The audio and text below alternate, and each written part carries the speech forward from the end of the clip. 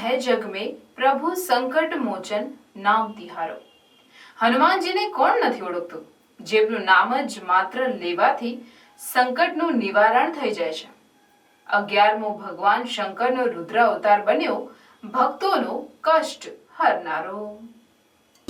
निश्चय प्रेम प्रतीति ते विनय करे सन्मान, तेहि के कारज सकल शुभ सिद्ध करे हनुमान।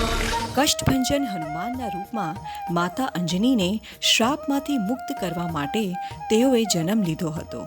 માતા અંજનીને એક શ્રાપ મળ્યો હતો, જેમાં વર્ણન હતું કે માતા અંજની ક્યારેય કોઈ પુત્રને કે પુત્રીને, કોઈ પણ સંતાનને જન્મ નહીં આપી શકે। માતા અંજનીએ ભગવાન શંકરની ઘોર તપસ્યા કરી।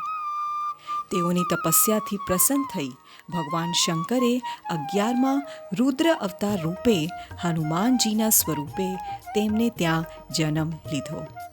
ભગવાન શ્રી રામ જ્યારે માત્ર 5 વર્ષના બાણ સ્વરૂપમાં હતા, ત્યારે ભગવાન શિવજીને ભગવાન રામના આ સ્વરૂપના દર્શન કરવાનું મન થાય છે।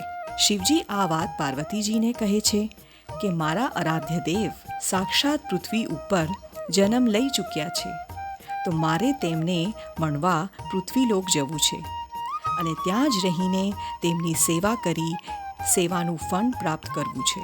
ત્યારે પાર્વતીજી એવું કહે છે કે જો તમારે તમારા પ્રભુની સેવા કરવા માટે જવું હોય તો જઈ શકો છો, પણ હું આપના વગર અહીં જીવી શકું નહીં। ત્યારે શિવજી ધર્મ સંકટમાં પડી જાય છે। તેઓ પાર્વતીજીને પણ ખૂબ સ્નેહ કરતા હોય છે, એટલે પાર્વતીજીના પ્રાણ પણ તેઓને પ્રિય હોય છે।